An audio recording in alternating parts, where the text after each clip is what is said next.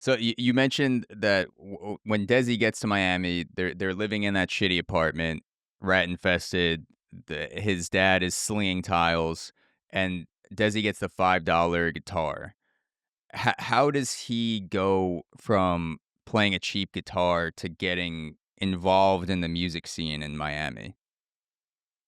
Well, he gets a job with a band at the local hotel in Miami Beach, a fancy hotel called the Roni Plaza, which was a big tourist hotel when Miami Beach in the 30s was a wintertime, getaway playground.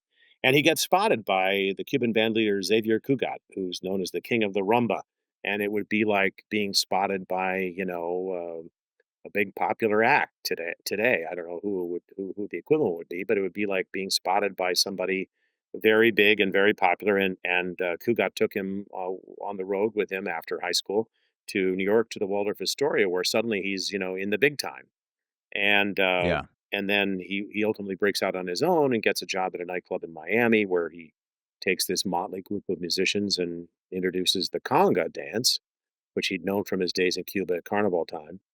And he's suddenly the hot stuff of the moment at a time when America was falling in love with Latin music anyway, and he was one of the reasons why. Yeah, I have a clip of Desi on Johnny Carson telling the story of the first time he played the conga in Miami. I'm sure you've seen it a bunch of times. I think it would be useful for listeners to hear that story because he really does tell it in a colorful way. So I'm gonna Great. pull it up. I said, Cougar, I gotta quit. I gotta get my little band. And he says, you'll die of hunger. Nobody knows the rumba in this country. I says, I'm dying of hunger now. So what's the difference? So he says, go to Miami. And I go to Miami. I said, if I get a job, would you send me a little band? I said, sure. So he said, you can use Xavier Cugat and his Desi Arnaz Orchestra from the Waldorf Astoria in New York City. I said, gee, that's great. It's a wonderful start.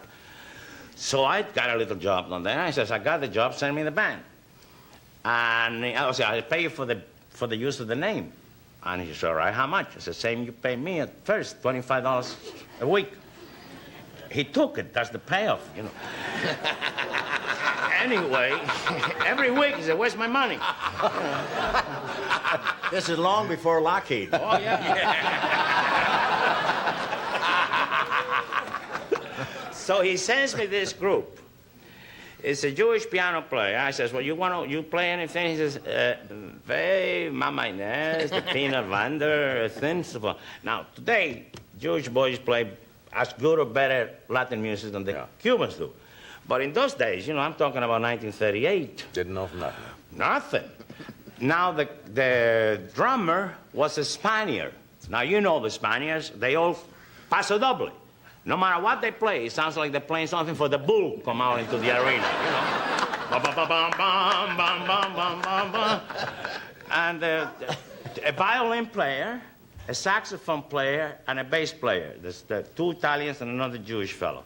No Cubans in the whole thing? Nothing. No maracas, no conga, no drums, no nothing. A violin, a saxophone, the drummer was a Spaniard, and the piano and the bass. And they got there the night that I was opening. And I no arrangements, no nothing. So I opened. We played the first set. It was in a hole behind the bar, the little bandstand, I came down the stairs. The guy says, you're fired. That is the worst sound I have ever heard in my life. And he was right. You're bad. He was right. He says, I would have been better off hiring the Salvation Army. Well, I don't know why, but anything things get really bad for me, I start to laugh. And I had to laugh like hell, but because he was right. It was a terrible sound. So I said, you can't fire me. I got a contract. He says, I don't care what you got. You're fired. But he had to give me 2 weeks, because thank God for Petrillo. So... Are you there? Couldn't cancel you pay or play, right? 2 weeks, got So I said, let me try to figure out. And I had this big conga drum with me. Now, in Cuba, everybody does the conga in carnival time, particularly my hometown. Mm-hmm. It's like the Mardi Gras in New Orleans. Everybody from the island comes to Santiago, and they do the conga line. It goes on for 3 days, hundreds of conga drums and frying pans that they hit with sticks, and the jackass of the jaw of a jackass. I almost said the jackass of a Joe. I still can't say the lines too well. Anyway, I said to these guys, I bought a bottle of rum. I says, drink up. We're going to try something new. I figure I can make enough noise with this thing to cover the band, behind me.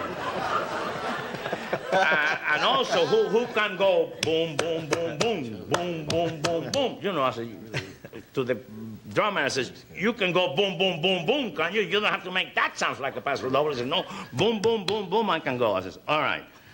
Now the violin player, I said, I went to the kitchen, got 2 frying pans, gave him the frying pans. He says, how do I go boom, boom, boom with these things? I said, you don't go boom, boom, boom with those. You go ding, ding, ding, digga, digga, ding, ding. See? He said, ding, ding, ding, digga, digga, ding, ding. Now, this is a guy that probably was hoping to be Joshua Heifetz, and he's Sitting there with 2 frying pans. sitting there with 2 frying pans and 2 spoons, What did I say? No. You said it right. Did I say it right? Of course you got it right. Of course you got it. Anyway, that's how the conga started. That's what he told. My dance of desperation. That's a funny story. Room service. We'll take a break. We're coming right back. Stay with us. Yeah, I think I mean, to basically see your career lighting on fire in front of you and to have the mentality of, I'm just going to rip some shots of Bacardi and, get my band drunk and try to pull something out of my ass and, introduce this dance that no one, hasn't caught on here before. Like that's such a ballsy mentality that, like you can't not make it with that. You're either going to like crash or burn Yes. completely. Yes. And you see what a charming, charming storyteller he was, and what an irresistible performer he must have been, because, as you say, to go just kind of all flags flying like that is a great deal of courage, a great deal of moxie there, no doubt Yeah. about it. And I think it's a great testament to how well Desi holds the room, because I'm a fan of stand up comedy. So I didn't grow up with Carson. Obviously, I was more of like a Conan, David Letterman guy, late night. So I would go back, like once I became a fan of stand up comedy, I would go back and watch Carson clips, and Don Rickles obviously goes on to Carson a lot, and he's constantly taking over the conversation. Don Rickles, like he'll jump in, like he's hilarious, adding tags to what other people are saying, and I think it's such a great testament to how well Desi holds a room, because Don Rickles is basically silent for 5 minutes as Desi is telling the story. It's like the most quiet I've ever seen him on a couch. Yes. Well, I mean, there's Robert Yeah. Blake, Don Rickles, Bob Hope, and Carson, and they all just shut up and listen to Desi, which is a pretty good testament to the degree that he was holding the room. Because otherwise, as you point out, Johnny never hesitated to jump in, provide a tag, provide a comment on the story, make a joke, put the person, a little bit off balance. And I think what Desi was doing was clearly working.